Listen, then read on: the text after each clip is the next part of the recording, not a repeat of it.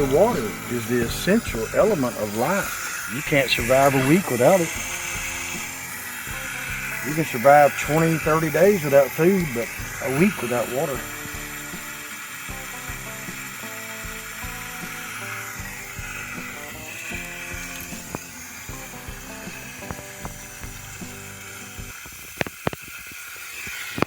Welcome back, gardeners and friends and homesteaders. Hills Mill Homestead, and today we're out here harvesting the last of our onions, and we'll show a picture of how many we've got in total. We have had a tremendous amount of rain. There was been a period about 3 weeks that there was probably 3 days in that 3 weeks that it did not rain, and I was really concerned about the onions getting a little soft. And I'll have you know, I've only found 4 that were just beginning to get a little bit soft from all the excess rain. But look here, folks. Now these are some good onions. These are a little bit better than what we did last year. Last year we had plenty. We kept them as long as we could, and I'm going to say that we had them all the way up until January. And this year we're going to try to do the same. Got a good root system on it. This year we're going to try to do the same, and we're going to try to keep them a little bit longer if we can. But our onions definitely did better this year than last year.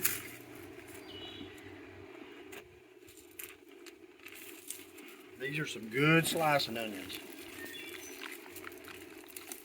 But we've cleared our bed, our onion bed. I'm going to prepare it for our next crop.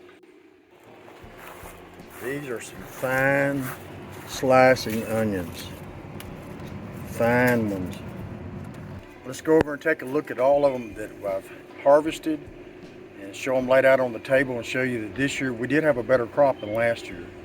And so that is our goal each year, is to try to produce a better crop of what we had the previous year. Sometimes that doesn't always work, but we just keep working at it. We keep learning. We keep trying to produce better. These are the candy red, the candy white, and the candy yellow. And that's the ones that we have learned do the best here at Hills Mill Homestead. And goodness gracious, if you've not been growing onions on your homestead, man, oh man, you don't know what you're missing. It's not just the organic value that's in the onion, and you can taste that, but it's the nutrition that you really don't taste that is the most beneficial, and that's the biggest reason behind growing your own food. Not only saving money, but you're putting a really good product, you might say, in your system. Now, I don't want the tops touching any of the onions. I've got to come out here and move these every few days. Now look at there. That's a nice red onion. Bigger than a baseball. Not quite as big as a softball, but that's good for a red one. And my goodness, I don't know, what are there, 200 here? And I've got another 150 to go. Needless to say, somebody's getting onions for Christmas. We had a big rainstorm last night, and I knew the rain was coming. So yesterday I was feverishly, I'd run out and I'd pick a basket of onions, and I'd come out here and lay them out. I'd run back and get another one. And I did it until 8:15 last night. And so then the rain came early this morning, and I've still got about 150 to go, but I'm gonna have to let them get dry. And the reason that I left those, that I couldn't get all of them harvested with a flashlight, but I tried.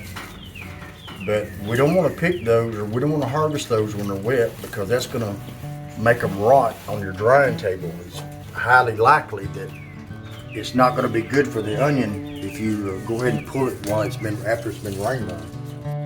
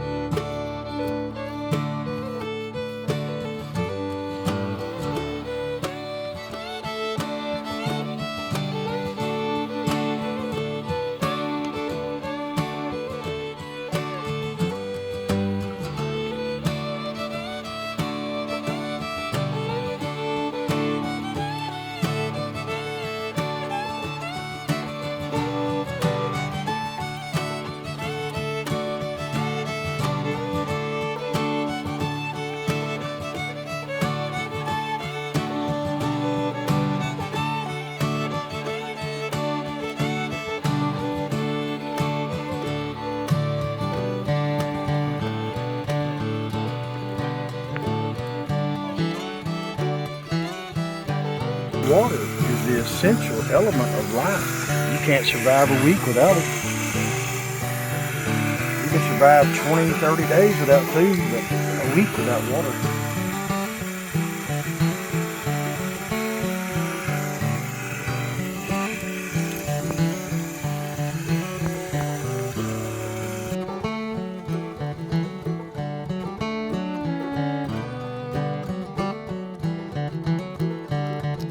Well, this is going to be the last time that I have to water with a wand right in the middle of setting up our drip system.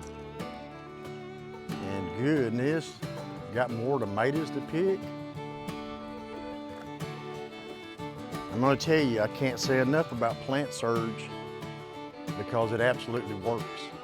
And I've got the PLANTSURGE set up on my drip system where when I just turn on the water for the drip system, then the PLANTSURGE is closest to the garden, and so it's going to receive the benefits from the magnetic field that it's producing closer to the actual plants. But we got some really good tomatoes. I always say 2 weeks before the 4th of July, if we've got tomatoes, ripe tomatoes in zone 7, then we're doing really well. I'd like to say thank you for watching our video.